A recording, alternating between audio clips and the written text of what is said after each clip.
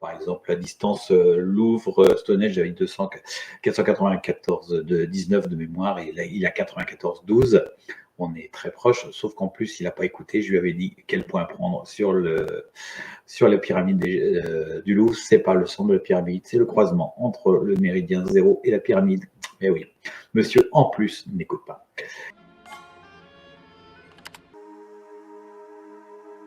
On va donc sur le Louvre. Moi, je prends toujours l'arrière du Louvre parce que c'est le méridien 0 qui passe ici.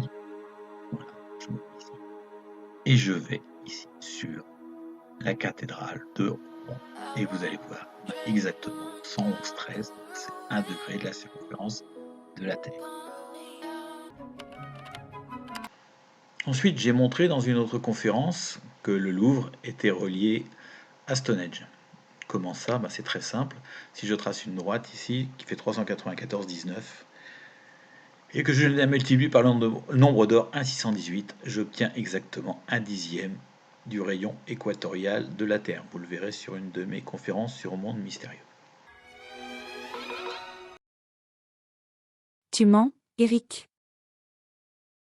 Sur la vue de gauche, tu pars bien du croisement du méridien et de l'arrière de la pyramide du Louvre. Mais tu vas vers Rouen. Alors que sur la vue de droite, tu pars bien du centre de la pyramide pour aller ensuite sur Stonehenge. Démonstration.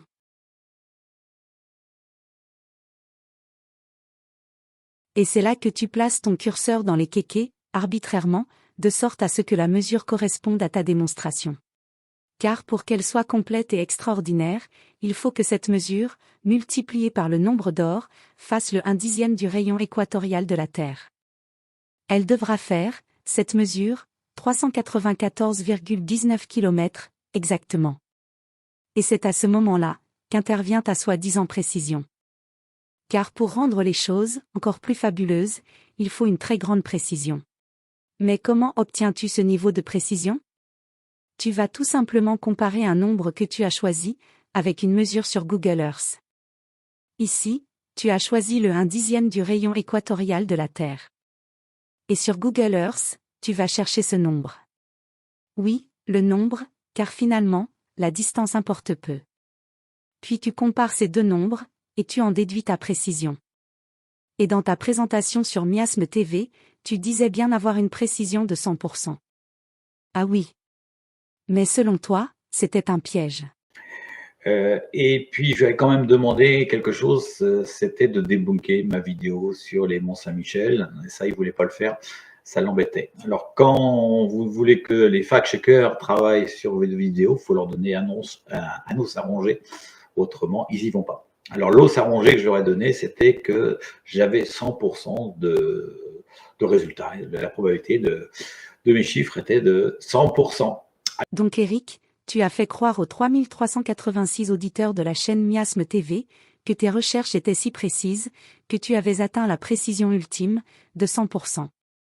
J'attends avec impatience, ce moment où tu vas retourner sur cette chaîne, afin d'expliquer qu'il ne fallait pas te croire, à ce moment-là, car c'était un piège que tu nous avais tendu.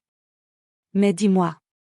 J'espère au moins que tu vas t'excuser, d'avoir pris Natacha le Courtois pour une conne. Juste une petite précision, mais comme ça, hein. Ouais.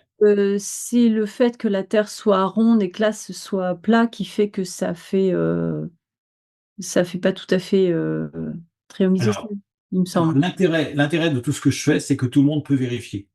Non, Google mais Earth- là, visuellement. Ouais, mais non, mais c'est ça qui est intéressant, c'est que je ne peux pas prendre des risques. Voilà, tout ce que je fais est vérifiable, donc les triangles sont bien isocèles. Donc, j'encourage tout le monde à télécharger le logiciel Google Earth, c'est gratuit, et de refaire ce que j'ai fait. Vous allez voir, c'est 100% de précision. Mhm. Vous avez 284 km sur les 3 dimensions que je vous ai dit. Donc, du 332. Mont-Saint-Michel de Carnac à l'autre Mont-Saint-Michel plus haut, vers la C'est Normandie. 332 entre Mont-Saint-Michel, Mont-Saint-Michel de Carnac, c'est 332. C'est la même distance que Mont-Saint-Michel, Saint-Michel de Carnac. D'accord. Voilà. Mais Et donc les gens peuvent refaire, hein, parce que c'est complètement fou et c'est vraiment des triangles isocèles parfaits.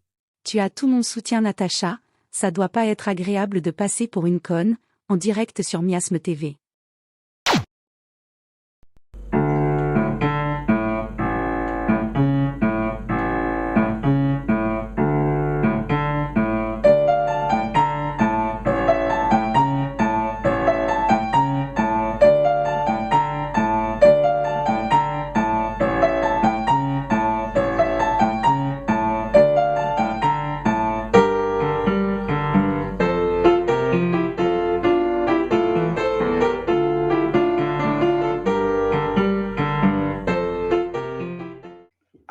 bonjour à tous. Normalement, il est 20h et j'avais prévu donc de faire cette petite vidéo de débunkage de la clonosphère, c'est-à-dire la vidéo qui a fait encore en avant l'histoire.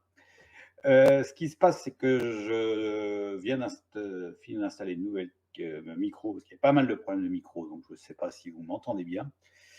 Et je vais décaler donc cette petite vidéo d'ici, on va dire 20h45, 21h au plus tard. Je vais faire cette vidéo. Je voulais savoir si on m'entendait et s'il y avait des bonnes conditions pour qu'on puisse faire cette vidéo dans la sérénité. Désolé mais ton son est toujours aussi pourri.